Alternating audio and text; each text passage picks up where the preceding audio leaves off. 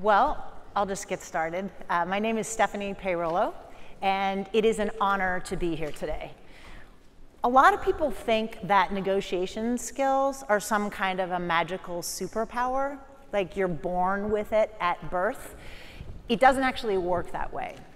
Negotiation skills are skills. They're skills that you and anyone else can learn. The problem is you have to practice. So think about it this way. If you were learning how to do a sport that you'd never tried, or a musical instrument that you'd never done, you would understand that in order to achieve mastery, you would have to practice those skills, right? So that's what I want you to do here. I'm going to talk about skills and techniques that you can use if you are negotiating for a new job, so a salary at a new job, or for a raise at your existing job. The techniques are very similar, and I'll use them interchangeably. We only have 30 minutes, so I'm not going to have time for Q&A at the end, but we have a networking break right after this. So I will lurk here afterwards if any of you all have any questions or want to get some more information. So I guess the first question is, why are we doing a session on negotiation skills at 3%? Well, it's because we still have a very significant wage gap. And I'm just going to quickly go over some of these numbers. There's a lot of studies that talk about the wage gap. I looked at a large study from the Pew Research Center looking at hourly wage. So just to review, for every dollar that a white man makes, a white woman is going to make 82 cents. An African American man is going to make 73 cents. And an African American woman is going to make 65 cents. A Latino is going to make 69 cents. And a Latina is going to make 58 cents to that dollar. So I'm 55 years old. I started in this industry in the 90s. And if you had told me in 1997 that we would still be looking at this kind of a wage gap 20 years later, I don't know that I would have believed you. In fact, the way that this training got started was I was on a panel at a 3% conference in Seattle, which is where I'm from. And I said, you know, this industry is not going to wake up one morning and suddenly start giving us equal pay for equal work. If we want equal pay, we have to go and get it. And in order to go and get it, we have to learn how to negotiate. We have to learn how to advocate for ourselves. So why don't we negotiate? Well, there's a few reasons. One is cultural pressure. So we live in a society that is misogynistic and racist. We work in an industry that is largely misogynistic and racist. The first time I ever worked at an ad agency, it was in the 90s, and they were assigning different creative teams to all work on one creative assignment, and they called it a gangbang. And I looked around and I was like, excuse me, is anyone else noticing we're using a term of art for gang rape in talking about creative assignments? Nobody looked around. That is the world in which we work. Some of us internalize that cultural pressure. We say things to ourselves like, hey, I'm just lucky to have this job. I'm not going to rock the boat by asking for a raise. Who do I think I am? So we have those cultural pressures to deal with. Another reason is it's hard to know exactly what you should be making. And we're going to talk about that in a minute. And then another reason is it makes us uncomfortable to negotiate. It makes us uncomfortable, and it makes the people with whom we are negotiating uncomfortable. So the first thing I want you all to start practicing, embrace discomfort. So I'm an executive coach, and I work with women who lead ad agencies. And what always surprises me is how often these women leaders, who are very experienced, will talk about their emotions as if they are character flaws. I hate public speaking. I get really uncomfortable negotiating. It's really difficult to give critical feedback. I hate firing people. Well, we all feel uncomfortable doing those things. But what we need to remember, our discomfort is largely not visible. Discomfort does not shoot from our head like flames. People cannot see it. So we need to learn to work with the fact that we are uncomfortable, not think of it as a character flaw, not think about it as something to avoid, but to actually embrace that discomfort. Before you can start negotiating, you need to go through a process that I call vocational discernment. You need to know what it is that you want. And money might not be at the top of your list. Generally, we all want 4 things. And unfortunately, we can't get all 4. So if we're lucky, we will go for 2. Do you want money? Is it just all about how much money you bring home at the end of the year? Or are creative opportunities more important for you? Would you rather work at a smaller shop that does really cool creative, even if you get paid less? Or is it about career advancement? Do you want to be an executive creative director or a CEO? Well, then maybe you should look at some of these larger shops that have executive training and mentorship programs and advancement, even if they might not be doing the most cutting-edge creative work. Or do you want time? Are you an artist that wants to do your work outside of your day job? Do you have young children at home? If you know what is most important to you, you will understand how to negotiate. We are talking primarily about money, the first one, but ideally some of these techniques could be useful as you negotiate for whatever it is that's most important to you. One of the hardest skills to develop is to learn how to talk about money. So when I first started out in this industry, I was actually in ad sales. And I was selling cable television advertising time in rural Washington state. And my main clients were car dealers. And car dealers love to negotiate. It's like a sport for them. So when I was negotiating with them to throw me off, they would harass me. What kind of underwear are you wearing? Why won't you sleep with me? So I was really in the trenches. And I had a great boss. She not only taught me how to deal with sexual harassment from clients, she took us all to a lot of sales training, hours and hours of sales training. And I realized that really all the sales training was about was how to learn to talk about money. So I'm going to give you your first homework assignment. I want you to find a friend that you trust and agree that you're going to talk about money. I want you to pour yourself a couple of glasses of wine, find a private space, and ask these questions. How much did you make last year? How much did you pay for your house, your condo, your car? How much was your last raise and when did you get it? You're going to feel really uncomfortable. Your friend is going to feel really uncomfortable. We have a taboo in our society that we are not to speak of how much we make. People will tell you about their gastric problems before they will tell you what their salary is. So we need to learn to talk about money. All right, so let's get to this. How do you know how much you should be earning? I have found that the online review sites with salary information are incredibly inadequate. They just don't work. So as some speakers have spoken about before, ideally you are at a place in your career where you have connections and mentors. The best way to find out what you should be getting paid is to tap into that. So I'm assuming that in your market, you know 3 people who are not at your agency who you could call. If you don't, go find them. But what I want you to do is to talk to 3 people who work at different agencies in your market about your experience.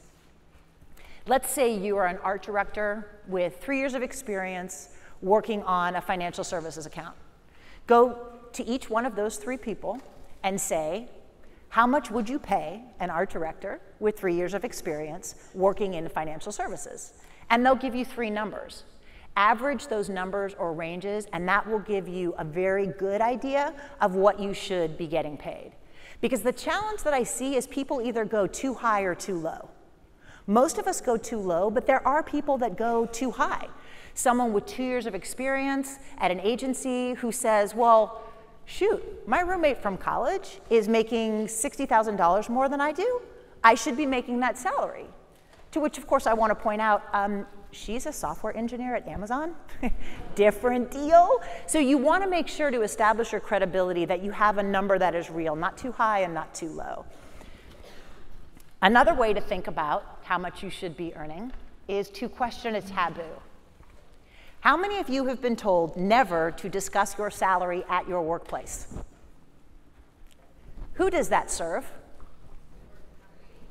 I know of a creative team that a man and a woman that had the same amount of experience, worked on the same account, and in fact, she was the one who was doing most of the creative heavy lifting. She found out that he was making significantly more than she was every year, like $40,000 or $50,000 more. So who benefits if she doesn't get to find that out? Not her. Now, I don't want to get anybody in trouble. I know that this is actually written down in some employee handbooks, and I don't want anybody to get fired. But I would invite us to question who it helps for us not to have conversations with our peers about who makes what, because it would sure put me in a really good position if I'm going to ask for a raise and my creative partner, who does the exact same thing I do, makes $40,000 more than I do. Just a thought. So what happens if you find a job and you're not fully qualified? I want you to apply anyway. Men will tend to apply for jobs that they are 75, 80% qualified for, and they will often get the jobs. Women will not. I want us all to strive for the self-confidence of mediocre white men and go for jobs that we are not fully qualified for, even if it's just for practice. So these are skills that you all can start practicing as soon as you walk out the door. What happens when you have identified your job?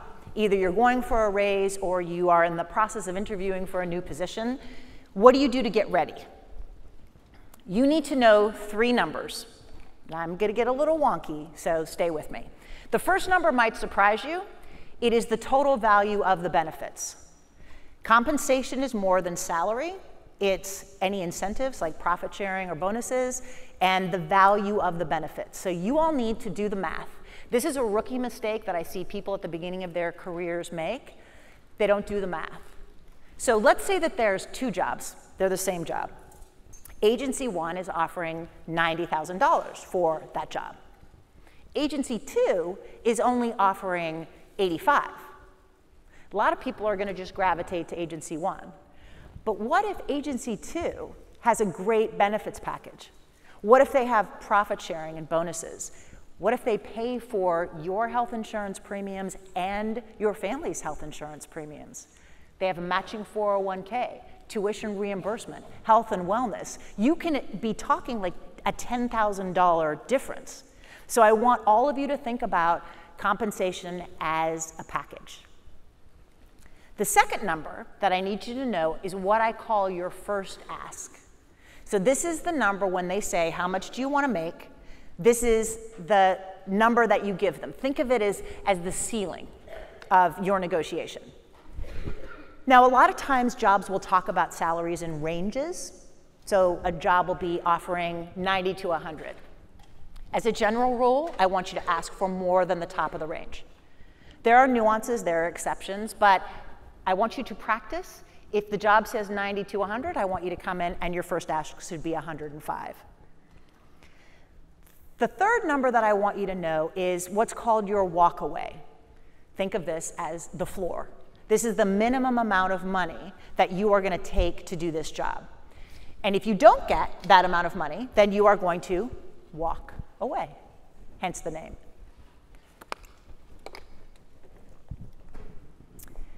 So we also have to remember that negotiation isn't just about money, it's about establishing your value. So you need to understand what your strategic advantage is, which means you need to know who you're talking to. You need to understand the person that you're negotiating with, what is it that keeps them up at night? Are you interviewing with an ECD that hasn't won a new business pitch in 2 years? She's going to be very interested about your work on a new business pitch at your last agency. Are you talking to someone at an agency that just can't get social? Your experience in social will be very pertinent to them. So you need to understand what keeps them up at night so that you can articulate how you can help them. which means you need to be able to tell stories about what you do. Now, that comes up against something that some of us have a challenge with, which is you need to learn to praise yourself. And depending on the cultural baggage that we have taken on, some of us feel weird about that, odd developing those stories. Okay, so I'll tell you one of my stories. I was hired as the president of a production company that was circling the drain financially. And in a 6 months period of time after I started, I secured a long-term significant client, changed some key staff members, and implemented systems and processes to save money and increase efficiency.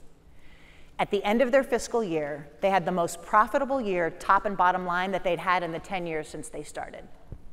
So what is that story? It is short and concise, it's results-oriented, and it's true. True is always good. It's important to use results because we want to have numbers, and I understand not all of you have been in the business this long. It could be something small. You could be a copywriter that wrote an email that had a 12% open rate, and that was the highest that had ever happened at that client. It doesn't have to be huge, but you need to be able to talk about 2 or 3 specific pieces of value that you can bring to this company. If you really have no idea, find your cheerleader. Ideally, all of you have someone who thinks you are the greatest thing since sliced bread. It might be one of your parents, your sibling, your spouse. Go talk to that person and say, I need to come up with 2 really cool stories. My daughter is 29 years old. She's a nurse in an emergency room. She works in a trauma center. I could tell you about 12 of these of hers, but we've been working on 3 because she's actually looking at moving to another hospital. So you can enlist assistance in figuring out how you can articulate your value. Okay, so you've done the prep work and you're going to the meeting. You're either going to negotiate for a salary at a new job or you're asking for a raise. One thing I want to make sure you do is you negotiate with the right person. HR is not the right person. HR is always going to try to ask you, they're going to try to get you to give salary information. Resist.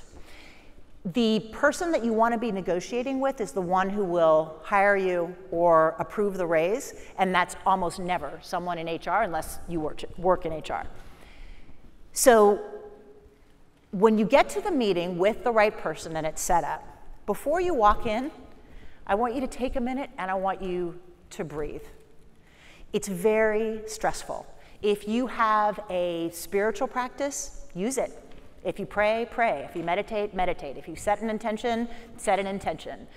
When I was in my early 30s, I was a single parent with 2 little kids. And when I had to do something hard, I would look at a picture of my kids to remind me why I was doing the hard thing that I was doing. So prepare yourself in whatever way you can. The other thing that helps with stress is staying in your body. So I know a lot of you are eating lunch, but if you can, I want you to stand up and take up space. Okay, it's called a power pose, but what we're actually doing is by moving our body, we are telling our brains, I have the right to take up space. I have the right to advocate for myself. I have the right to get paid what it is that I'm worth. Okay, y'all can sit down now. I have done those poses in empty elevators and ladies' rooms all over the country. I was upstairs doing it right before I came on stage, so those are very effective. Okay, so you're in the interview, the raise conversation. There's a lot of blah, blah, blah, which we're going to skip over until you get to what salary are you looking for? I want you to ask for the money and stop talking. What salary are you looking for? $150,000. As women, we are socialized to fill in any conversational gap. Do not do that.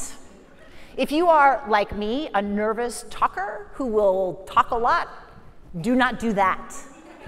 You need to ask for the money and stop talking. Here's another homework assignment. Get together with your same friend and agree that you're going to role play. Take out your phone and set a timer for 90 seconds. How much do you want to make? You say your first ask. You hit that timer and you sit in silence for 90 seconds. You are going to be so uncomfortable, but you need to figure it out. What do you do with your face? Are you fidgeting? Are you playing with your hair? Are you doing weird things with your feet? You need to learn how to sit quietly when you are feeling uncomfortable. Because the reality is, in a negotiation, it's not going to last 90 seconds, maybe 20 or 30. It's going to seem like 20 minutes. So you need to practice this. So ideally, they say, yes, we will pay you $150,000. When can you start? One note is whatever you are promised in the job interview process, you need to get that in writing. So usually you'll get an offer letter that has the number that you're getting paid and a couple of other things, but sometimes things get skipped.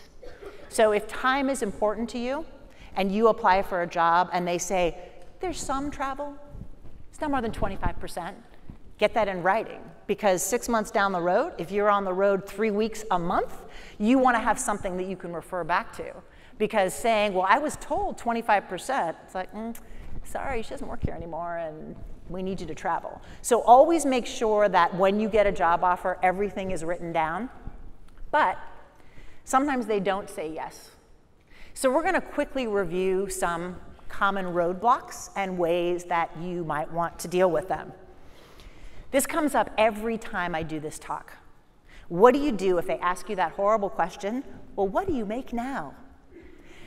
There's two different ways that you could handle this. It is a terrible question, and in fact, some places are trying to make it illegal to ask this question, but people still get asked it. So one option is to not answer. Once I heard someone say that they would not answer it and they would tell the person that asked it how politically incorrect it was and how oppressive it was to women. Not a good plan if you actually want the job. But you can say, I'd prefer not to answer that, and then stop talking. Professional, polite, you get to not answer that question. I choose to answer it, and here's why. Studies have shown that when women negotiate, they lose social capital. Think of it as losing points by negotiating. So what I choose to do is to answer this question, again, talking about the entire compensation package, in order to save all my points, to ask them for the most possible amount of money I can get. Either one is fine. I just want you to think about this and make the decision before you go into any interview. You will hear this in your career, either explicitly or implicitly. You're not worth that. You're not good enough. One time I was in management at a small creative shop, and I went to the boss, and I said, I want a raise, and I told him what my first ask was. And he said, I can't pay you that. You'd make the same as the executive creative director. And I said, well, that's not actually a problem for me. And I made you $7 million last year. Well, what do you do if that happens? First, if you're like me, you're going to react. I was pissed off. So check your body. We want to stay calm. We want to stay professional. Check your body. Then reiterate your value to them, like I did with my boss. I made you $7 million last year. True. But unfortunately, you need to realize if you're getting this in a job interview or when you're asking for a raise, you're probably not going to get the job or the raise. So turn it to your advantage. Ask questions. What kind of experience would you need to see to pay someone this level? If you're talking to a creative, get some critique on your work. What would you like to see in my book? What is missing? At least get something. In my situation, since my boss wouldn't give me the raise that would have me paid as much as the white guy who was the ECD, I went to another agency that paid me actually more than what I was even asking for then. Because sometimes to get to yes, you have to hear the no and walk away. So what do you do if they offer you less than what you want in the negotiation process? Well, you've already done your numbers, so it depends on where the number is. If it's above your walkaway, then tell them you need to think about it. Sleep on it. Doing a negotiation is very stressful, and I advise people not to make a decision actually in the room. Go home, don't take longer than a day, but talk to your family, take a walk, think it over, and then decide. If it's below your walk away, feel free to tell them in the room, no. I will actually sometimes say my walk away. I am not working for less than $95,000, and then walk away. They will either come back to you and give you the $95,000 that you're asking for, or you'll go somewhere else who will pay you $95,000 if you know that that's what you're worth. What happens if you get hostility or pushback to the fact that you are negotiating? Don't apologize. Do not ever apologize for advocating for yourself and asking for what it is that you are worth. You can, however, point out the value of knowing how to negotiate. Because I don't care what you do, knowing how to negotiate will be valuable. If you are a creative who's trying to get a client to do work that's better, you are negotiating. If you need to get agency resources from one place to another and negotiate with another team, you are negotiating. You can always point out the value of knowing how to negotiate. When I was going for that job as the president of the production company, the owner of the company complained bitterly about how tough a negotiator I was. And I said, well, you only have to do this with me one time. And then I'm going to take these skills and I'm going to go to your clients and I'm going to get money for you. I said, okay. And he hired me. So why are we talking about roadblocks? It's because you're going to find them. You're going to get a lot of no's, and I need you to persevere to get to yes. So I did this training last summer in Seattle to women and people of color in technology. And in the Q&A session, a young woman of color raised her hand and said, the last time I went to ask for a raise, I cried. How do I not do that? And I said, well, you can practice with authority figures, you can, stay grounded in your body. But I said, but wait, did you ask for the raise anyway? And she said, oh yes, I asked for the raise. I want you to have that kind of perseverance. She was in a room that had more people than this one did. And she stood up and she asked that question because she wanted to know. Because hell yes, she asked for the raise. So when you think about, can I apply for a job that I'm not fully qualified for? Hell yes. Can I ask for more than what they're offering? Hell yes. Can I work through the roadblocks in order to get to yes? Hell yes. Because the only way we are ever going to get equal pay for equal work is to go and get it. So just a reminder, it is not a superpower. Each person in this room can learn and master these negotiation skills. But you're going to have to practice a lot, and you need to learn how to embrace discomfort. Not only your own discomfort, but also the discomfort of the people sitting across the table from you. Because again, we are socialized to care very much about what other people feel in front of us. And in the case of negotiations, what I tell myself is if someone is going to be uncomfortable, if they're going to be put off, if they're going to be antagonistic towards me because I am advocating for myself, that is not my problem. I do not have to fix them. Sometimes that can even give me some discomfort, but you need to practice working on that. So hopefully you have learned some things today and will practice so you can go out and get paid what you're worth. Thank you very much.